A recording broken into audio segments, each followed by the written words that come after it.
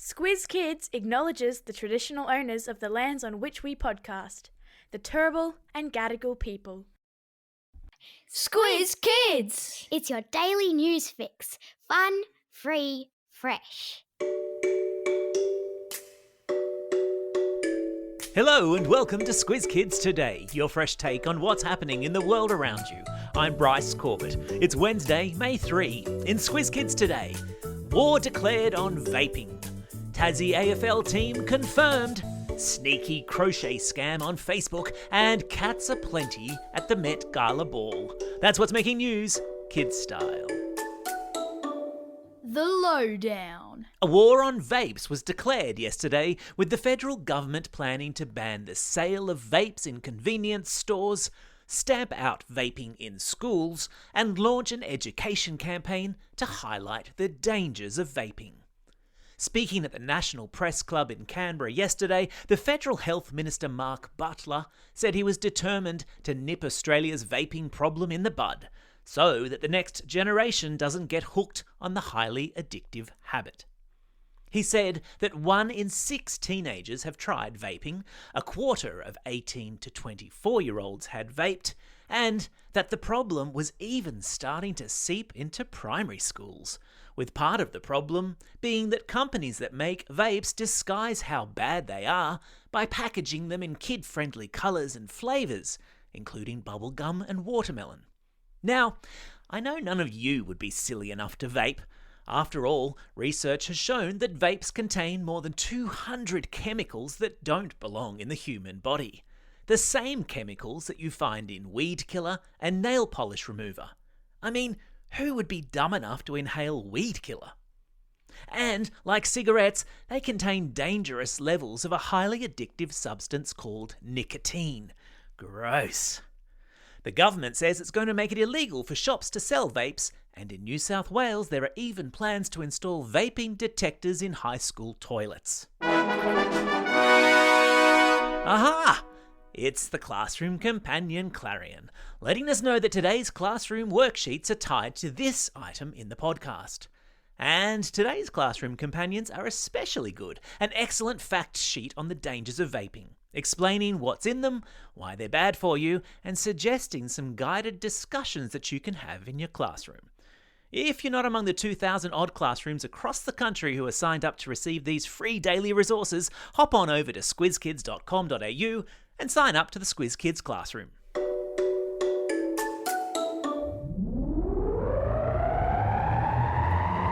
Spin the globe. Each day we give the world globe a spin and find a news story from wherever it stops. And today we've landed in New York City, where cats have walked the catwalk at one of the biggest nights in world fashion. I'm talking about an annual event called the Met Gala, a fundraising ball in support of the Metropolitan Museum in New York. It's one of those parties that everyone wants an invitation to. All the pop stars and movie stars and fashion designers. And they all get dressed up in over-the-top outfits. Because who doesn't love a dress-up? Clearly, Doja Cat likes to dress up because she showed up wearing a sparkly silver all-in-one catsuit, complete with cat's ears and the most remarkable makeup that made her face look like that of a cat. Check out the photo gallery in today's episode notes. Billie Eilish, The Little Mermaid's Halle Bailey, rapper Lil Nas X and pop star Dua Lipa all put on their Sunday best and struck a pose for the cameras upon arrival at the ball. But it was actor Jared Leto that turned the most heads when he arrived in a furry white cat costume, a tribute to fashion designer Karl Lagerfeld's cat Choupette. I thought his outfit actually was perfect. Oh dear, the dad joke alarm. It's been a few weeks though between dad jokes, you gotta cut me a break. Sport time. Hands up if you live in Tassie. Okay, keep your hand up if you'd love to play footy for your state one day. Well, you're in luck, because yesterday the Apple Isle got the official green light for a Tasmanian team to join the AFL. I know, right? Isn't that amazing? The presidents of the 18 clubs that make up the AFL all got together yesterday and voted unanimously to invite a team from Tasmania to join the competition. A unanimous vote means that every person voted the same way. In this case, in favour of Tassie joining the comp. So, what happens now? A Tassie team, most likely called the Tassie Devils, will join the competition from 2027, which means you lot have 4 years to practice your marks, goals and tackles. So, don't just sit there. Get out there and practice already.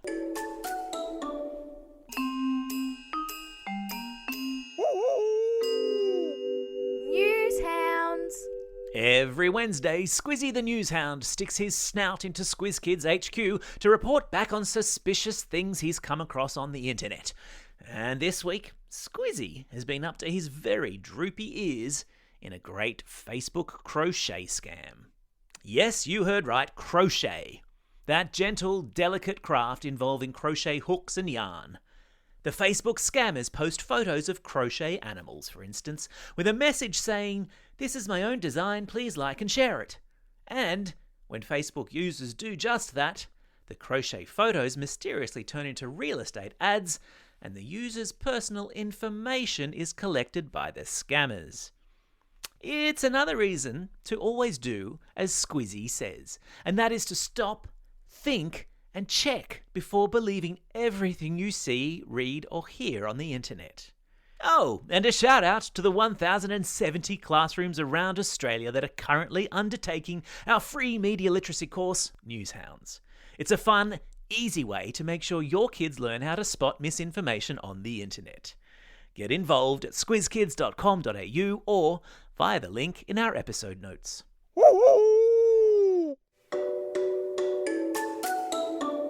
Time for the quiz. This is the part of the podcast where you get to test how well you've been listening. Question number 1.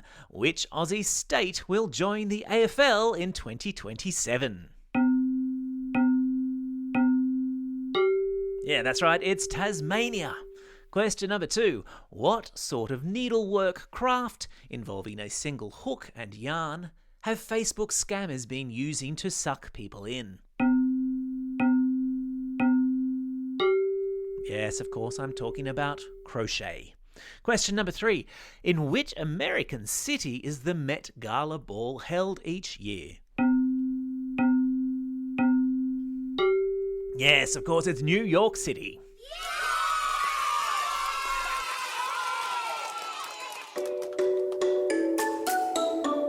Shout outs. It's May 3.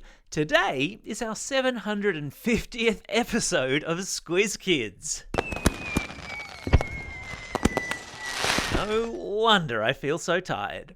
It's also a special day for these Squiz Kids celebrating a birthday today.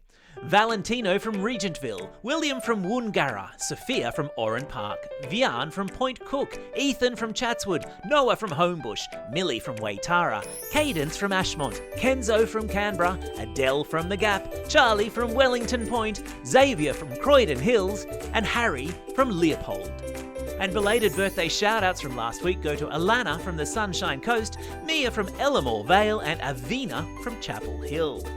And because many of you celebrated a birthday over the Easter holidays, when we weren't podcasting, we're still making our way through them. So we're pressing pause on classroom shout-outs for one more day to make sure nobody misses out on their birthday shout-out.